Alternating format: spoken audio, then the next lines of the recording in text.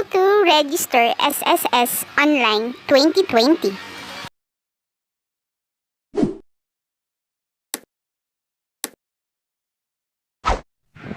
Using your phone, pumunta lang kayo sa Google, then i-search nyo lang ang SSS. Then, i-click nyo na yan. Then, lalabas na dyan yung Social Security System. May makikita kayong member registration. But wait! There's more! Then, tada! Ayan na yung mga information na pwede niyong pagpilian. For example, yung mobile number or yung UMID card mismo.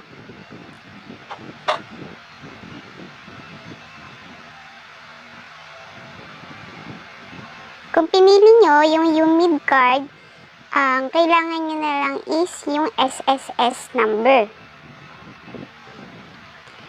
Then, pag na-open na yan, makikita nyo yung mga information na kailangan nyong fill upan.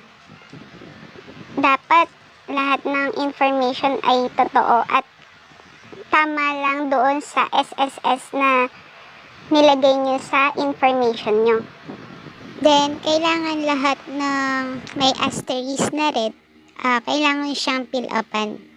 Dapat kumpleto at walang may mali na letter kasi hindi kayo makakapag-proceed.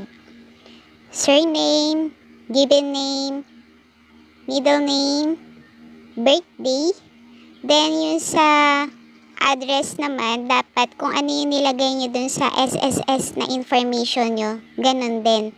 Then, pipiliin nyo lang kung Metro Manila or province. Then, may makikita kayo dito na naka-asterisk UMID card or yung mother's maiden name. Kung mas preferred nyo yung UMID card, ayun na lang. Or yung maiden name, isa lang yung dapat yung sagutan dyan.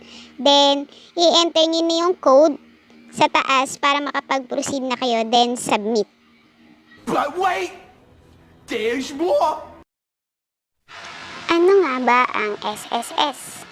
Social Security System ay isang ahensya ng pamahalaan ng Pilipinas na naglilikom ng mga pondo na salapi bilang mga siguro mula sa ambag sa pamamagitan ng pagkakaltas ng mga kita ng ilang bahagi ng manggagawa mula sa pribadong sektor.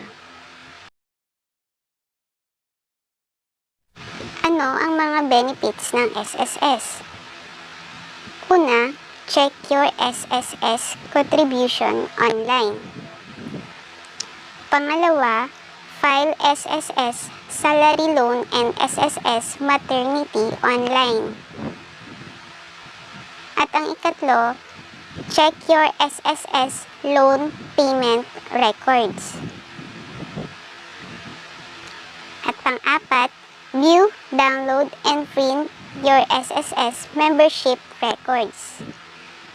At ang huli, view details on your SSS benefits. Ito ang mga ilan lamang benepisyo na makukuha mo sa SSS.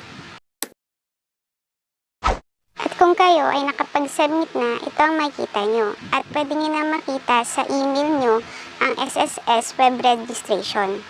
Pwede nyo din i-login yung SSS online account at i-enter nyo na ang password. Pwede kayong pumunta sa SSS application sa inyong cellphone and itry na ang tamang user ID and password. Siguraduhin lamang na tama ang iyong ilalagay na user ID at password para makapag-proceed ka na. At ayan, makikita mo na ang mga impormasyon na kailangan mo. Salamat!